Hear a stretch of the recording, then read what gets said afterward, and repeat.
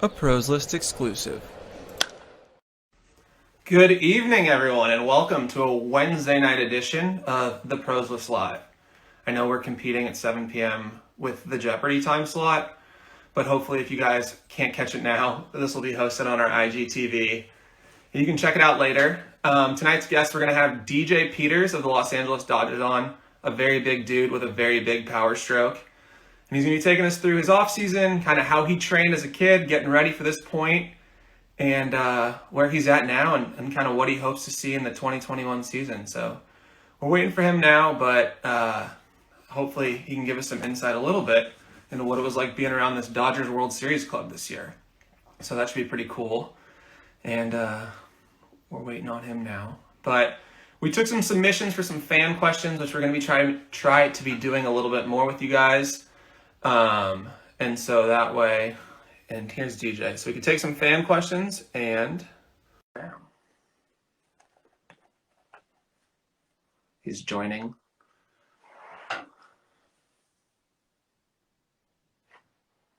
Hopefully he's here soon. We are connecting. DJ, what's going on, man? Hey, what's up, guys? How you doing, man? Doing well. Thanks for joining us today. Of course. Thanks for having me. Yeah, this is cool. So how's your offseason been so far, man? It's been going well, man. Just the everyday grind, man. You know how it is. So enjoying it. Trying to spend some time with family. Planning a wedding. I just got married, actually. Yeah, it's been busy, but enjoying it, loving it, and yeah, man, ready. When's the ready wedding? for spring training. New Year's Eve. So Nice. wedding's and New Year's Eve. So couple. I think what are we? 21 days away now. So 3 weeks. Nice. Almost exactly 3 weeks. So we're excited. Have you guys had to change plans a lot? Yeah, so our original plan was supposed to be in Pasadena, and then we had to kind of X that because of the LA shutdowns. So then we had to reschedule a couple times, and we finally landed on something, and we're just gonna go through with it no matter what happens. So Nice. we're excited. Good, man. Good. That's awesome. Well, I wanted to talk to you a little bit about kind of your journey to where you're at now and kind of what you're doing to get yourself ready for the 2021 season. So first, I just want to start, obviously, member of the Dodgers organization. You were obviously a part of the year, maybe not active, but definitely a member the whole time. What was that like being around the team, being able to participate with the boys and kind of just, you won a World Series, pretty sick. Yeah, no, man. I mean, it was definitely different. So, I mean, like growing up a Dodger fan, I always, wanted the Dodgers to win the World Series. So for the Dodgers to win the World Series first time in, 32 years, and, myself being able to be a part of it in some way, and then like being able to go out on the field afterwards was something that, growing up, I always wanted to do. So, the fact that I got to witness in person and be around it and be around the guys and be like in the everyday kind of talks and conversation was an absolute blessing and something I'll never forget.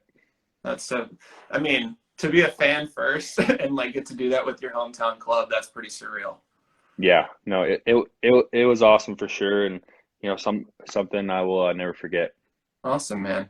So growing up, you grew up out in the Inland Empire, and what was kind of like your youth baseball leading into college, and kind of what did you do in high school to get ready? Were you just a gifted dude? Were you a grinder? What kind of athlete were you in high school?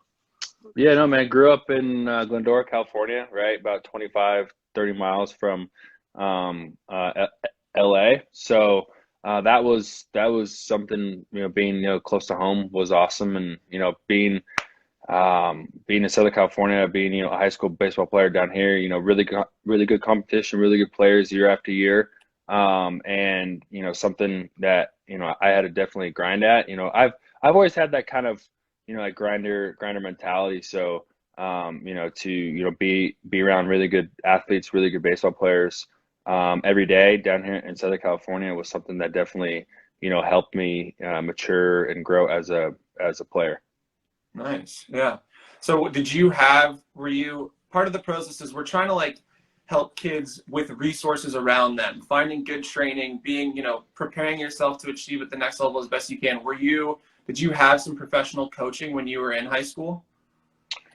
Not really. I mean, we had Adam Pleco would, come back to Glendora High School, not UCLA alum, of Yeah. course. He would come back, from, time to time, and that was definitely special, being in high school, and he was over at UCLA, and then he signed, and then he would come back from my senior year, I think it was something very special, and to have kind of guys, whether it's in college or in pro ball, being around the locker room, or like the high school field in this case, was something very, very cool. Yeah. What about your personal training? Did you hit with somebody? Or were you at your high school? What was kind of your training like?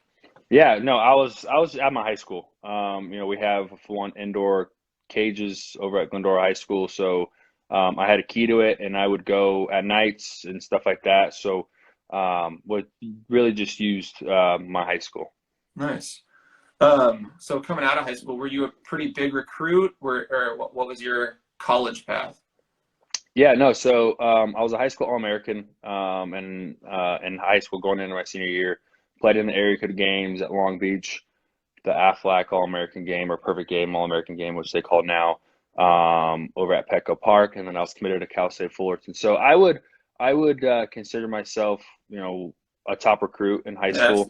you're a big recruit, man. You're an Aflac So All-American. yeah, no. So I mean, that was definitely surreal, and an absolute blessing as well. And being around all of the best, was it the top 50 best high school players in the country, was really, really cool. And like I said, committed to Fullerton, always had scouts at the games. Was drafted by the Cubs, didn't sign, ended up going the JUCO route, and absolutely loved it. That was probably one of the best things that has ever happened to me. Was going to Western Nevada, and that's something I definitely encourage. I know that people kind of give the JUCO route like kind of like an X, but for me, it was something I definitely needed.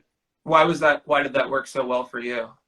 I mean, honestly, like it was a grind. It really was. I mean, being from Southern California, like I said, the beautiful weather, the great, baseball all year round, great, baseball players going up to Western Nevada, up in Reno, being around, I was the only California kid on the entire team. So we had guys from, Vegas, a little bit from Vegas, Utah, Idaho, Nevada area, Oregon, Washington. So, yeah, it was on the West Coast, but different type of play in baseball. And for me to kind of be around that, and witness kind of like the grindy mentality, definitely, definitely helped me mature and grow into the player I am today. Because like in pro ball, right, you're on the road a lot, have to grind, of course. So for me, it benefited me. Nice. Good. So coming into your professional career, now you've had some like very prodigious power numbers over the last few seasons. You're known as this guy who hits the ball a very, very, very long way.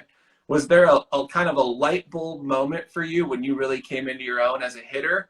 Or was this just a steady rise? Or was there kind of a flip switch where all of a sudden you're like, dude, I got this and I'm rolling?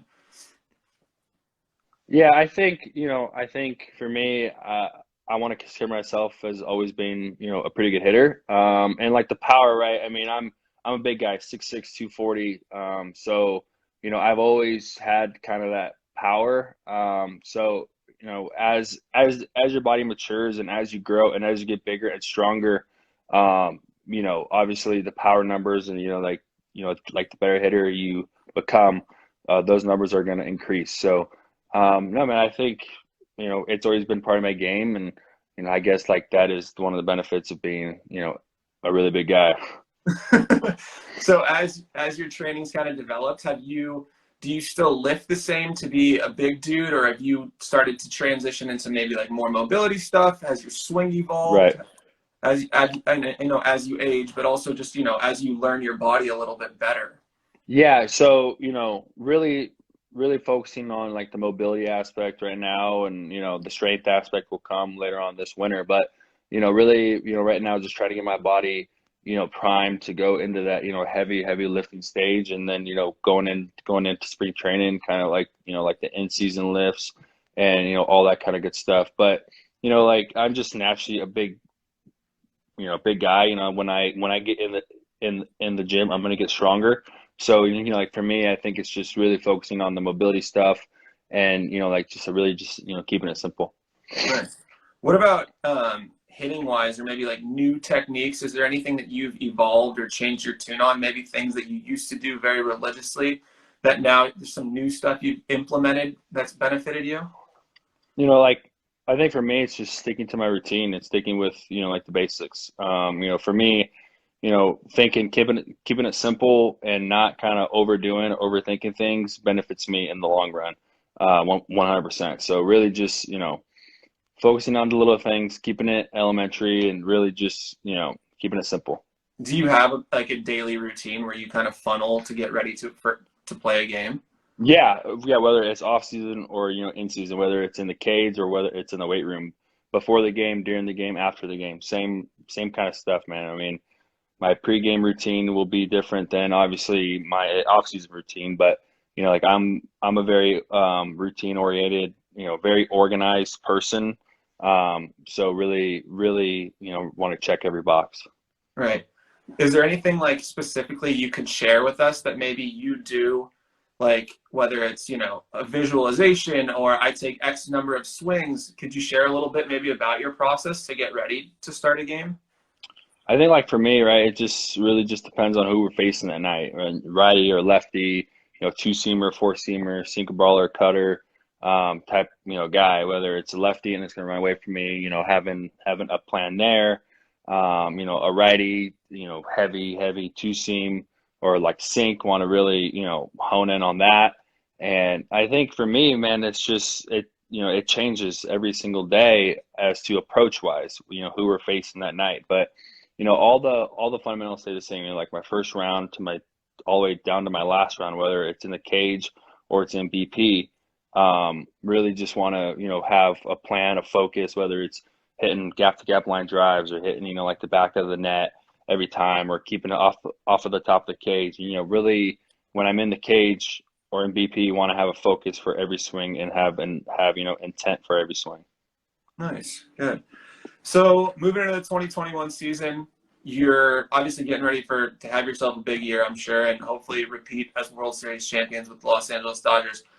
Do you put any pressure on yourself, any goals you set for yourself, or are you totally, this is my process, I'm going to go about it this way and see what happens, or are there certain things that you would really like to, force the issue on?